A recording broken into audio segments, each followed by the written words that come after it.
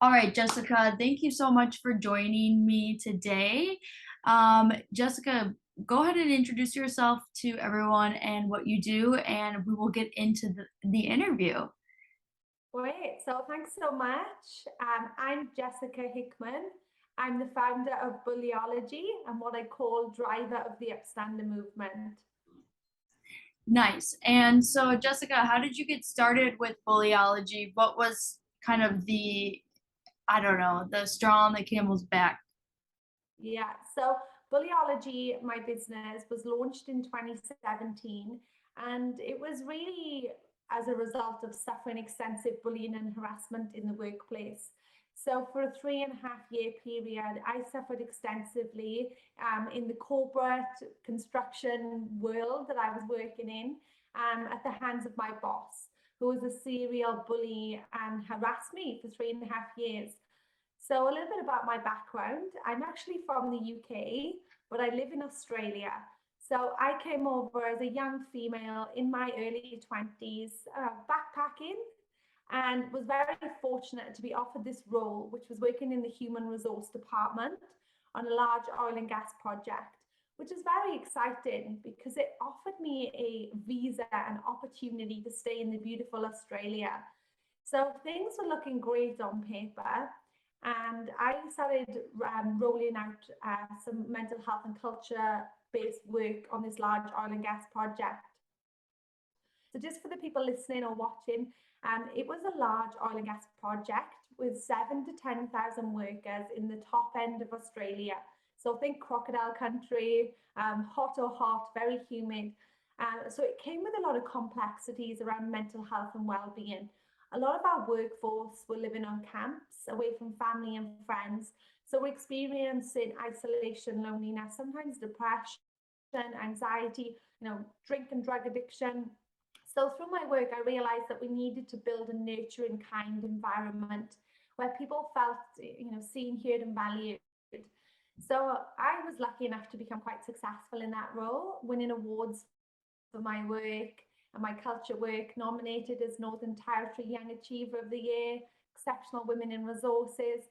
But behind the scenes, I was really struggling. So 6 months into my role on this new job site, I had a new HR manager, so human resource manager, the person responsible for the humans within our business. And this person actually made my life a living nightmare. And bullying started to subtly happen, which over time escalated. Well, I think that that's a great background, and it's kind of the reason why I felt called to bring you and interview you for my course, which is Rise from the Ashes, which is a course about, you know, recognizing that you're in a toxic work environment, how to exit that, and what to do next after you're out of that environment. Because, like you, I also, in my young 20s into my 30s, was working in the corporate world here in New York City, worked for two well-known companies in two different industries. And it was the same thing where I had people that were older than me, people that, would think would have a moral compass. However, were making my life a living hell. So it's the same type of thing. And I don't feel like as women, we're already kind of a minority in the workplace. So to experience that and to stay quiet about it, I feel like doesn't help other women that had to go through the same thing as us. So Yeah. if you could share really briefly, um, I don't want you to go too much into it because I don't know how it, if it brings up any type of like deep rooted emotions, but just some like examples of like what was going on that you knew that was a red flag. Yeah, absolutely. And look, I'm happy to share. I do a lot of keynotes, and I always say to people, the biggest question people ask me is, when will I heal? And I say, healing isn't a linear journey. And for a period of time, when I shared my story, I would break out in a rash, which was my nervous system being heightened and the body remembering. So I just want to, let people know that where I'm currently at, I'm well. I've done a lot of healing work, Am I completely healed? Absolutely not. Are we ever completely healed? Mhm. But look, I've used the trauma now as, and there's a thing called post-traumatic growth that can occur as a result of trauma. So I just want to take you back to how the bullying started. So look, it started very subtly, whereas on the day that he got promoted to my manager, he pulled me into the office, told me he'd been observing the way I was interacting with my colleagues and peers, and I was coming across as soft and easy. And if I wanted to succeed in this man's world, I needed to, stop being so kind, empathetic, and in other words, stop being me, stop caring for human beings, which I found extremely confronting. He then also made it quite known that I was on a visa, so I had to do what he said. So being, I wanted to please, I wanted to keep my visa and my job and do a good job. So he started to ask me to do, more and more tasks. At first, he kind of befriended me, and then over time, the gaslighting started, where he would flip between the two, kind, and I'm just doing this to push you to be your best, to then, why are you not completing these tasks? You're incompetent. Even the trainee is better than you. Like all of these kind of subtle threats, the Mhm. unrealistic job loads, the calling me at night, asking me for information, the walking past my desk and making me jump and startle as if I was doing something wrong. So then I got quite successful with the culture program, was like I mentioned before, winning awards, and this seemed to really disgruntle him. He then tried to, discredit my work, undermine me in meetings, humiliate me, snigger under his breath, name calling, to then physically one day throwing a folder at me and hitting me with the folder. So I reported this 32 times.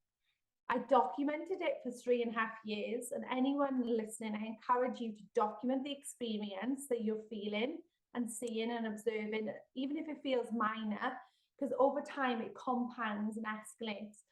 So reported it 32 times, was told to toughen up, princess, it's the industry. You look pretty happy, confident, and bubbly. It can't be affecting you that much. Or, yeah, we'll chat to him and, we'll deal with it. But nothing really got happened. Diffused responsibility, bystander behavior. And then over time, I didn't understand the psychological, emotional, and physical effects of long term abuse. And I Mhm. ended up looking back at my journal entries, and I wrote my first book, The Bullyologist: Breaking the Silence on Bullying, was really a capture of my 3.5 years of diary entries that talks about the experience, but also the health implications. Early on, I had repetitive strain injury where I was so overworked, my muscles in my arms would seize and tense, which then caused neck issues, migraines. My gut health was really bad because my body was constantly locked. And when you are in a toxic environment, you're constantly in that fight, flight, or freeze. Retracing your steps, your body's stiff, but then causes physical symptoms. Not to mention the onset of anxiety, the sleepless nights, the physically vomiting before work. And it was in June 2017, I actually physically collapsed at work from Mhm. fatigue, burnout, and overwhelm, where my nervous system had been heightened for such a period of time, my body had just shut down.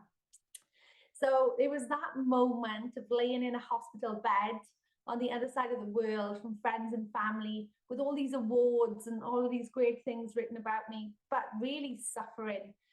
And that's when I made the conscious decision that I could either, leave the organization, the industry, or even the country and let this situation determine the rest of my life, or lean in, learn more, heal, and then use the experience to shine a light on the insidious bullying and harassment that's happening in not only workplace, but schools, communities, sports clubs. So obviously launching my business, Bullyology, I chose the latter, and I've been on, a deep healing journey, holistic healing journey, seeking all the support I can, but also sharing my message, building not only awareness, but I spend a lot of time running workshops within organizations and developing what I call in my new book, Upstander cultures. and elevating performance in organizations by educating business leaders how detrimental toxic cultures can be and how their actions create their legacy. And I always tell people the standard you walk by is the standard you accept. So that's really what I do now. I'm 5 years into my business, Bullyology, living in Australia, back traveling now internationally, but also just trying to stop people ending up in a hospital bed like I did. But it is a big mission. I love that you shared all of that. I feel like this is the first time, like us meeting each other, and we're in two different parts of the world. Like right now, it's morning time for you, it's nighttime for me here in New York City.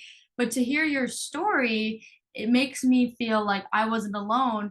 You got out of your situation around the time that I started my journey in the corporate world, where I really started going into these toxic work environments and was just shocked with what I had to see, because beforehand I was working in part-time jobs where I was well respected, very valued, and it seemed like my experience going from a college graduate with a degree and a full-time job, it was just quite the opposite, where I was getting gaslighted, I was getting, screamed at, I was getting called certain names, getting pulled into offices and telling me, I was an easy target, like you said, like impossible deadlines to me, getting called in the middle of the night, um, all that stuff. And it, like you said, you went into, like, when you're in that experience, you're like in this fight or flight mode. I literally describe it as like I would go to work like I was about to go to war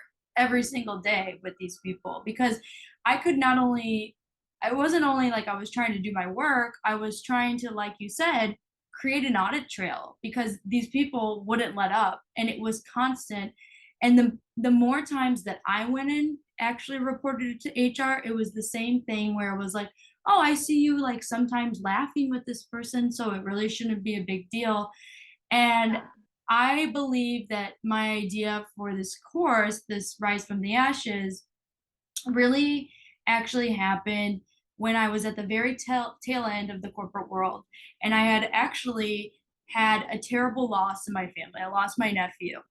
And it was really hard to grieve alone, away from my family, but also to be in a situation every single day where I was being bullied at work just because the people didn't really like how I worked. There was no real reason.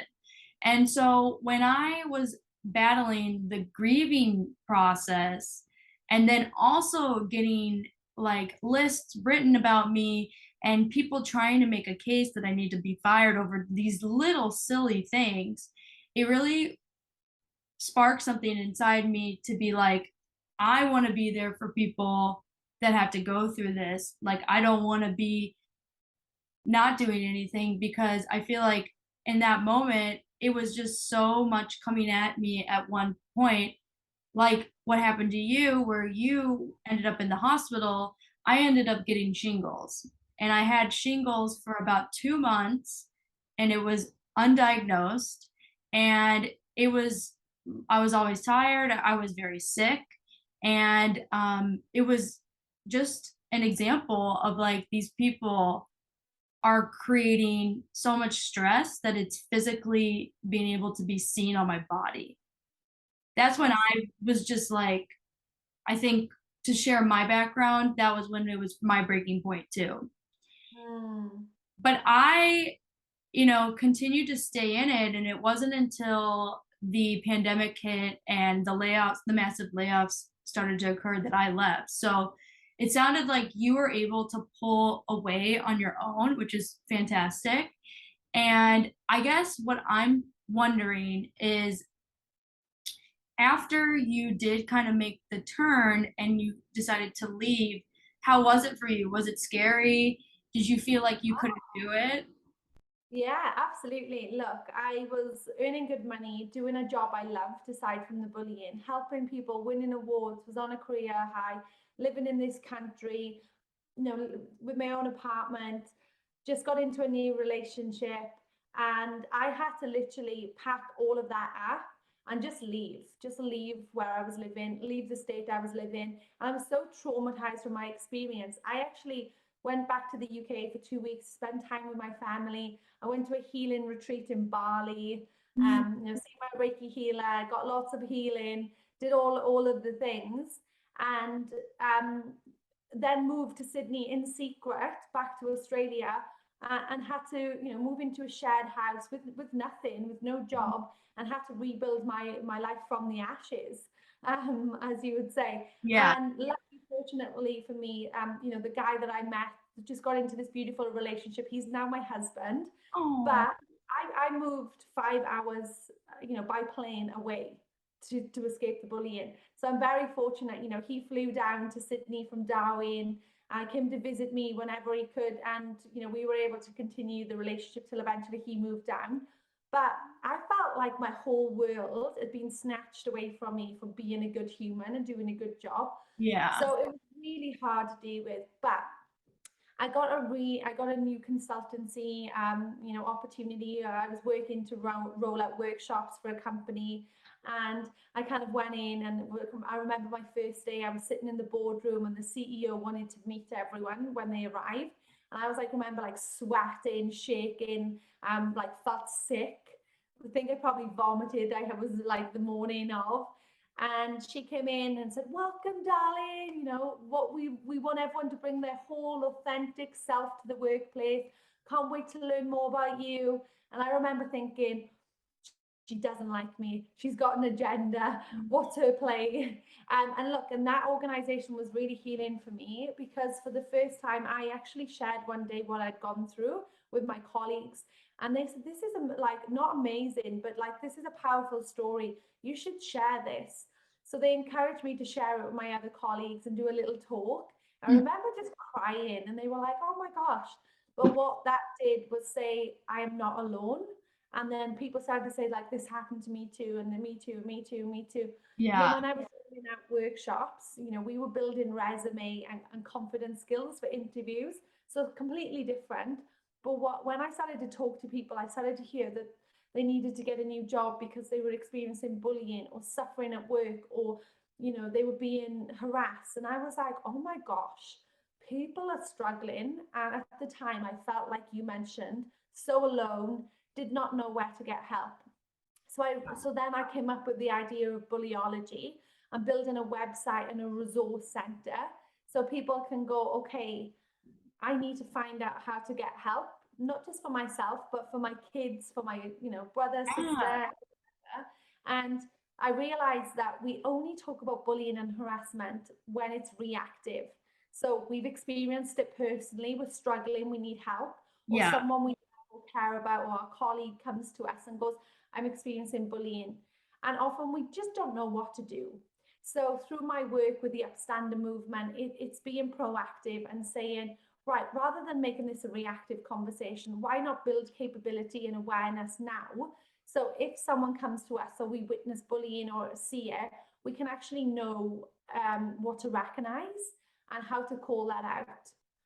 And that's really what I've done in the book here, is developed some thought leadership and steps. So any person can pick up the book and go, you talk about bystander cultures here. You unpack the bystander effect, which ultimately says that as human beings, our natural instinct is to diffuse responsibility when things get tough. Yeah. Made me think about my experience and my previous colleagues.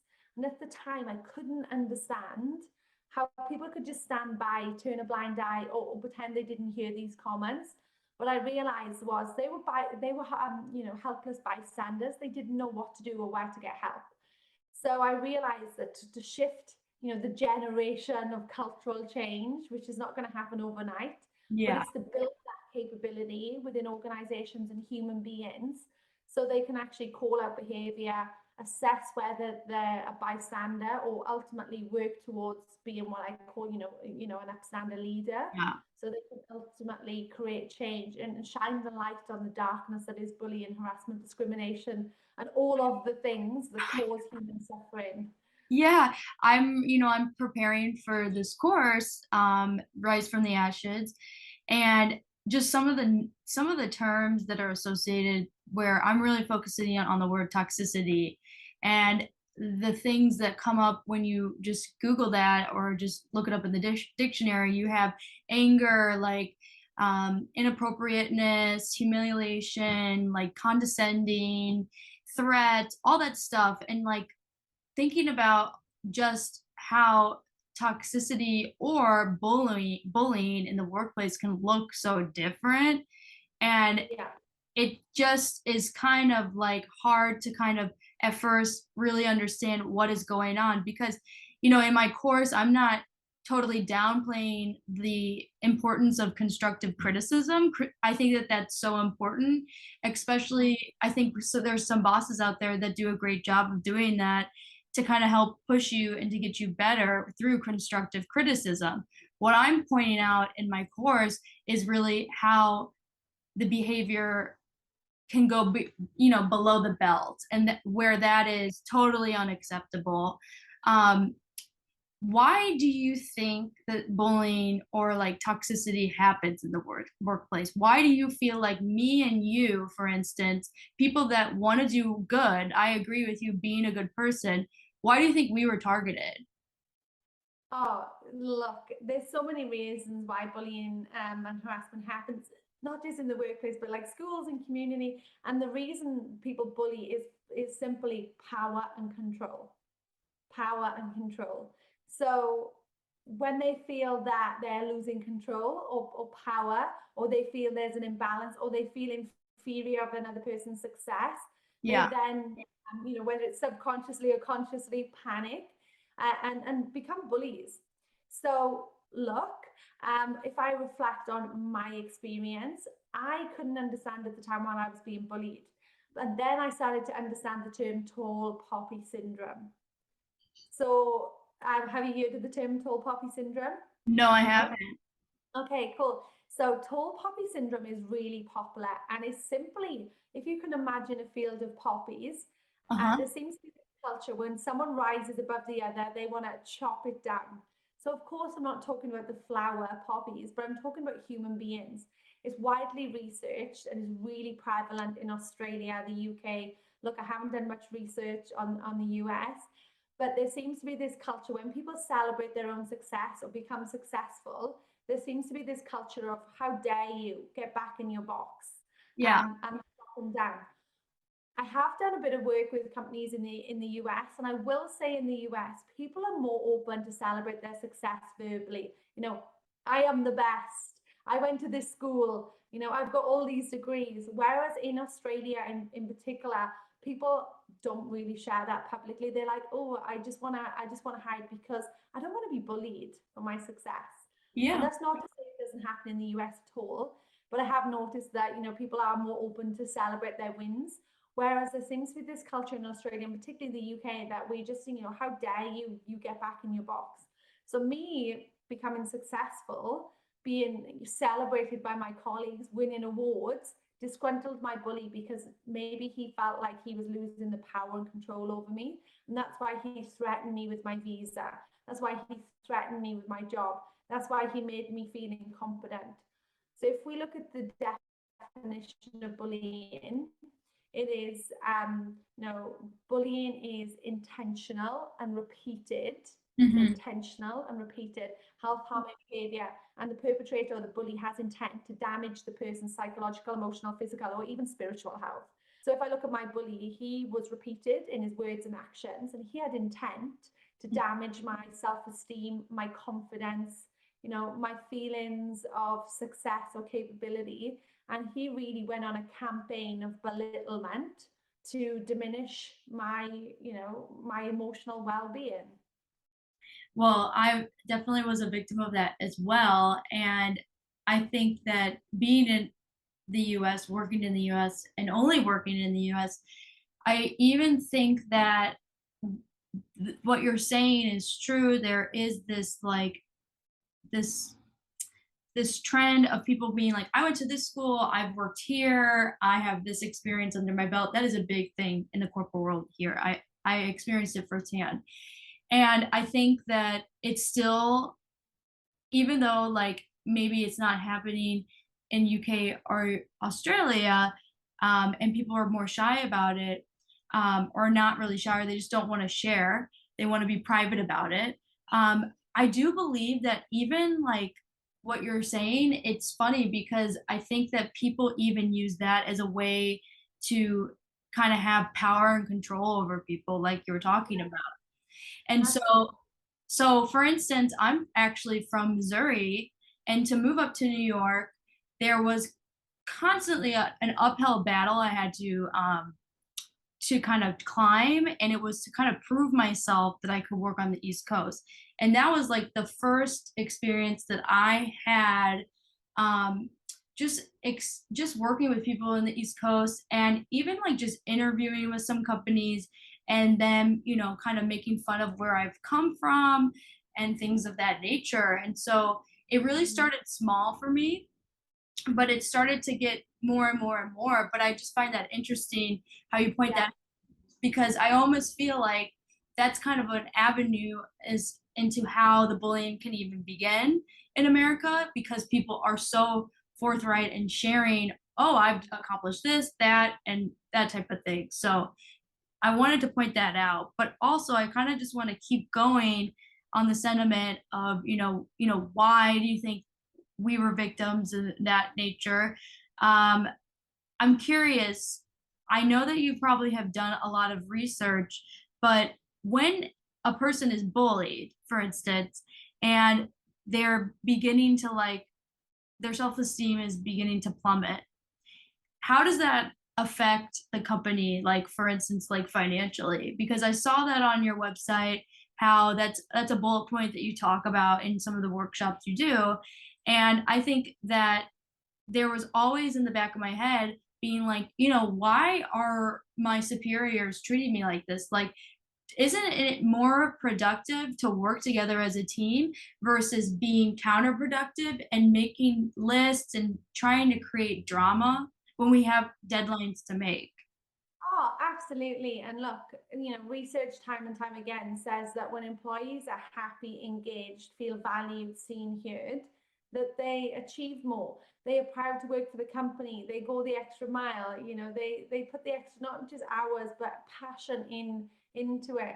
So again, it just baffles me really why, people bully and harass knowing that, but also when people bully, it's not for the company's success, it's for their own ego, their power and control. So they're so caught up in self, that they need to, micromanage or keep you in your box. And sometimes it's because they're inferior of their own job, and they think that if they boost you up, too much, that you could potentially steal their job. And time I see this again, where employees or managers are withholding information within organizations, and they just want to like not share. And that can be a subtle form of bullying, right? But also that escalates because of feeling of uncertainty or like lack of security for job. And I seen this heightened massively in the pandemic, where people were working from home from the first time. Then managers or leaders needed to then manage remote teams. So, there was this positive effect where people felt that they had trust and they could manage their workload for the first time. But then on the other side of the pendulum, there was these like managers that were then overcompensating, doing check-ins 4 or 5 times a day. Then people felt like they were being micromanaged, bullied, and not trusted. So Hmm. like it was really interesting that there was this like juggling act of like what is enough or what is too much, and heightened with the global population already feeling anxious, isolated, and missing human connection, added on top of working by ourselves at home, then having an email which is can be misinterpreted, that is quite directive. Whereas if your manager was having a conversation with you with over a coffee or in the office, you could see their body language and know that they weren't being passive aggressive. So it was really interesting where people were being accused of bullying or actually becoming default bullies because they actually didn't know how to manage remotely for the first time. So it's just really interesting, and there's not enough legislation and legal framework around bullying and harassment.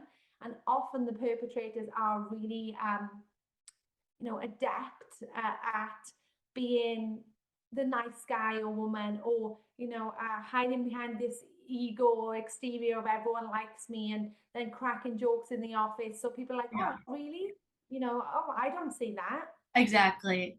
It's kind of like what you were talking about, how the person that you were referring to in the beginning when you were kind of introducing your story before Bullyology and the Upstander, your book, how that person in the beginning was becoming like wanted to become friends with you and then flipped on a dime. I had the exact same experience with multiple managers. And I think back on my experiences, and these are pre pandemic, some of them are in the pandemic, but I do realize that they're big companies, large companies. Um, would you say that bullying happens when there is not enough work to do, but there is a surplus of workers? Because Not necessarily. I feel like that's kind of what was going on in my neck of Okay. the woods, but I'm just Yeah. curious to pick your brain on that because Yeah. I almost felt like people started to notice that there was not enough ways to kind of prove their worth. So they needed Mm. to kind of, tear down certain people to be like, well, we need to get rid of this person because my team can do this or I can do this type of thing. And it was a Yeah. constant competition. Oh, absolutely. And look, that is one form of bullying and some of the reasons why, but there's so many other reasons. And look, I got bullied. There was plenty of work to do, actually too much. But I also talk in my book about like I was bullied by my manager. So if we look at the hierarchy of an organization, you've got the managers in the middle, which, sorry to swear, but I sometimes call them like the shit in the sandwich, because they're having to deal with all of the pressures from up above, and Yeah. then all of the pressures of the complex human needs in the business.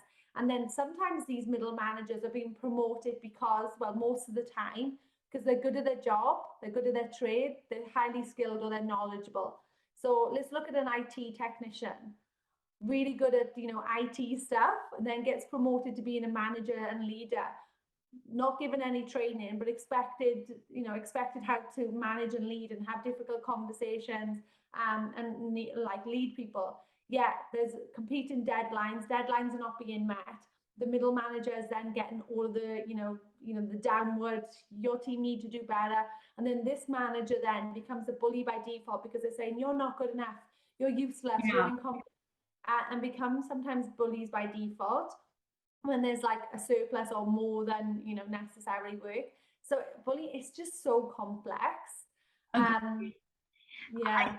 I think that I was a business major at my college and we learned a thing called tone at the top. And if, the top person is maybe a bully, it can kind of trickle down.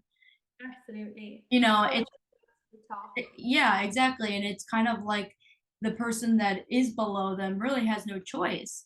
And it's funny because some of the times that I was being bullied by a senior vice president of the company. And I'm like, wow, this has gotten so out of control that like you have a lot of work to do. You're getting paid, like six figures and you're setting time on your calendar to bring me into your office to go through every single mistake I made that week.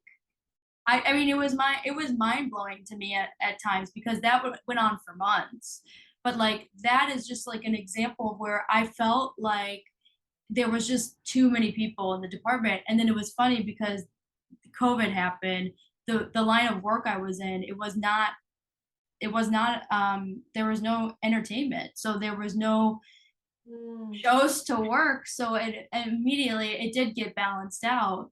And I happened to be one of those people, but I don't believe it was because of my work. I think it was just because of the nature of the beast of COVID.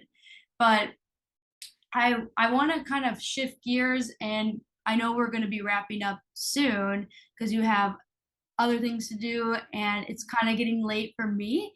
But I would just have to say that I think it's really amazing, like what you're doing. I started following you around the time that I was about to leave the corporate world for real. I also left the corporate world and decided that I would not go back in because I just felt like it wasn't a good match for me. I learned a lot of lessons the 4 years, the 4+ years I was in it. I decided to kind of take my certified astrologist path seriously, started Ruby Jade rituals, started to begin doing astrology readings for people. And not too long ago, I started to coach and started to come in contact with people that were also in toxic work environments, which is why I'm making this course, Rise from the Ashes. Um, do you feel like you're one of the few people talking about this in Australia, or are you finding like-minded people that are also doing work like yours where you can like collaborate? Oh, look, that's a hard question. There are people sharing their message and voice, and I think, look, I talk in my book about we're now in a movement era from the Me Too movement, Mm-hmm. highlighting sexual harassment on a global scale to Black Lives Matter, highlighting racism and injustice. To more recently in Australia, we've had something called the March for Justice, which was led by Brittany Higgins, which is currently on trial at the moment. She was unfortunately raped and sexually, allegedly, I better use my correct term because it's an open case, allegedly raped and sexually assaulted in our parliament in Canberra as a staffer. Wow. So at the moment, there's a lot of people like angry, a lot of people wanting to use their voice for good. But I wrote this book because I realized, we're in an era where bystanders are now saying enough is enough, Mm-hmm. but they want to be upstanders, but they don't know how. So again, I wrote this book, and day in, day out, I have hundreds of messages of people from LinkedIn. I've got a big following. Social media. I do a lot of talks and events. Like I've done 4 radio stations this morning, and I can just see people like following me, wanting to message me now. Yeah. So I think the tides are turning, but I do think this is a generational shift and change. And just a Yes. quick point before I go, in my book, I talk about different generations. And I talk about people leading big organizations now, traditionally are stale, pale, and male, particularly in Australia. They're the white male. They've got their own values and beliefs. And, there's not much diversity from women in leadership positions in parliament to people from different backgrounds and cultures and ethnicity. So we've got a long way to go with diversity and inclusion, and I know in the US you've got so far to go as well. Yes.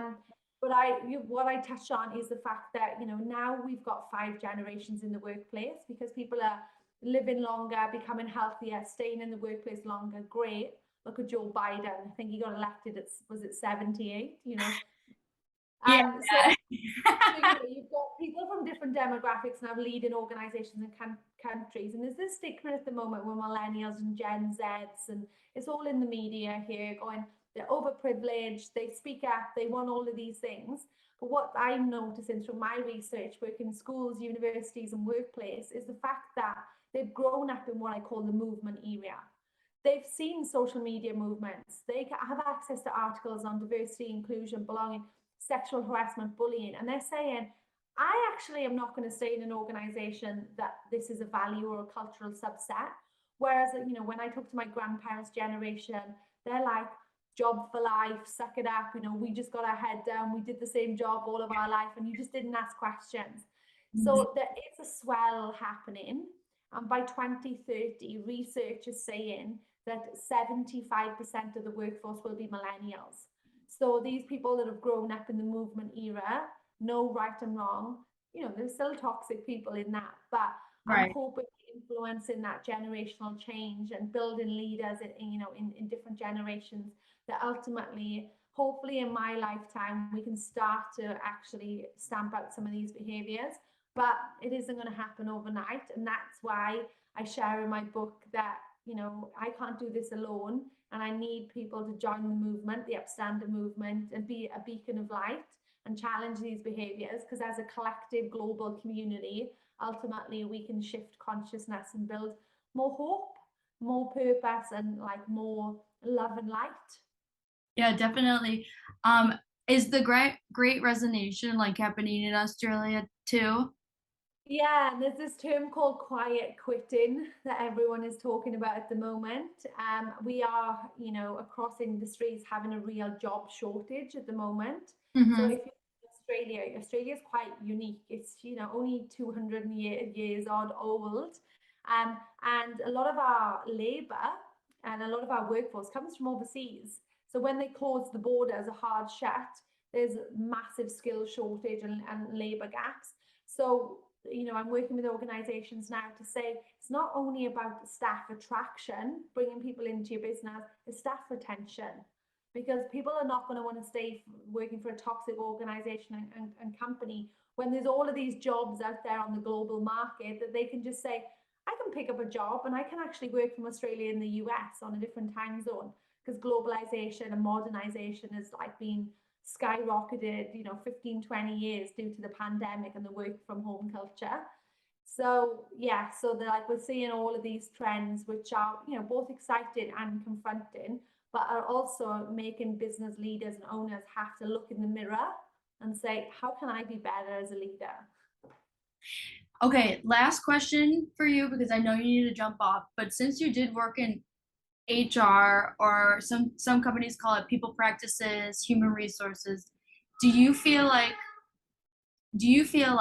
HR is a resource for people? Do you feel like people today can go to HR and feel like they can maybe get something that they need changed? Because I'm just curious. I felt like I used HR and it didn't really work. It kind of backfired on me at times. Look, HR work for the business. HR are the gatekeepers to the business reputation. Don't get me wrong, they're amazing human beings that work in people and culture, people practices that actually values the human being and will champion for them. Absolutely. And we're seeing a lot of that now with title changes from human resources to people and culture to, cultural leaders. But typically I was really disappointed. And I know a lot of people have gone to HR and actually the HR report to the board of directors, the CEO, the vice president, and ultimately HR take directions from the top.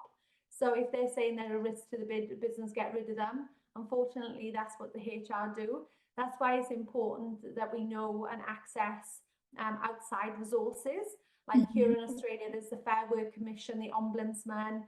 In the US, there'll be support networks or like legal legal systems that actually can support people. And that's why the documenting is really important. And I encourage people to look on my website. There's international helplines, and I've even got a guide where people can download it. That's like a bit of a template that people can use to like document the experience. And don't wait for 3.5 years like me to get help with regards to psychological support.